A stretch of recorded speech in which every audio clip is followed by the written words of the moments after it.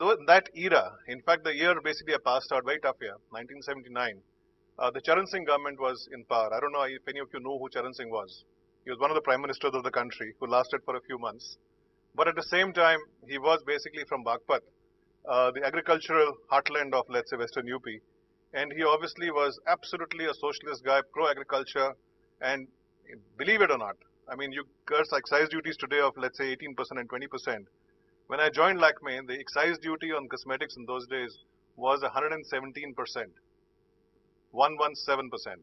I mean, how the hell do you actually sort of get into business development and create a product proposition in those days with no technology available, local technology? I think the marketing and sales careers in those days were aspirational. Very clearly, much above, let's say, any other sector, because funnily the other sectors did not exist. Banking did not exist. Consultancies did not exist as such. So therefore, the so-called, let's say, marketing and sales careers were absolutely sought after in those days. Clearly, I think even in advertising, which anybody today will not actually prefer, or anybody will not even consider. Forget, let's say, IIM Bangalore, but even, let's say, the Institute number 40 would not consider that. Was basically aspirational. The cream de la cream actually went into advertising.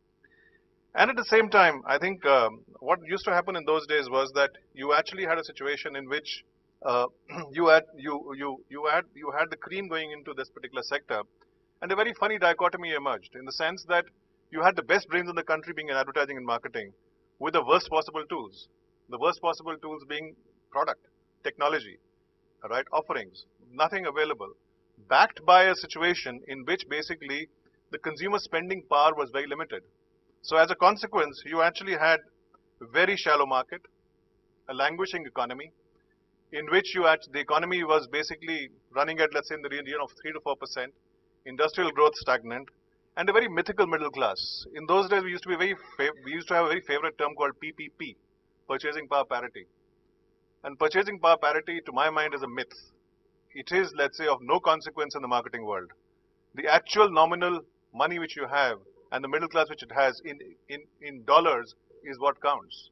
So if anybody feeds you today in terms of, let's say, talking about purchasing power parity and how deep consumerism is in India, I think, to my mind, it is absolutely mythical. You cannot operate with marketing, or you cannot operate with product offers basis that. Business was focused on very basic categories because pockets are not deep. On the PPP basis, yes, we talked about we are the number 4 economy and so on. But at the same time, in terms of, let's say, the brands which were offered and the categories which used to basically exist in those days. Lidl, for example, as a brand, used to be the numero uno in terms of soaps. I mean, that was basically what it was. Halo shampoo, all these brands don't exist, except Fair & Lovely, which is a mega brand today because it's gone through periods of evolution and so on and so forth. So therefore, what was happening was that the marketing thought was very sophisticated. The so-called people who were there, like my main research person, I don't know if you've heard of this lady called Rama Bijapurkar. She was my main market research person, and she was basically doing basic market research for, let's say, companies like ours and so on, even in the late 80s. So therefore, I think attitudes towards consumption were also very poor in the sense that too much of consumption was bad, accompanied by social attitudes, which were also very negative. In the sense, social attitudes are very negative towards consumerism, very negative towards consumption. And therefore, clearly what was happening was that you actually had a distribution intensity and basically the penetration intensity being the key mantras. Differentiation was limited in marketing tools. You did not have much to offer, essentially because if you wanted to actually advertise on television, you had one channel, Doordarshan. If you wanted to actually go into print, very expensive, you had one Femina and one Savvy and a couple of other magazines and so on. However, green shoots started emerging in the 80s, especially in the late 80s, because of basically incremental consumerism. But at the same time, the purchasing power was very limited and the scale was obviously limited, which was backed by, let's say, very poor technology. Now, I'll show you, let's say, what the attitudes against cosmetics were, which I've talked about as such.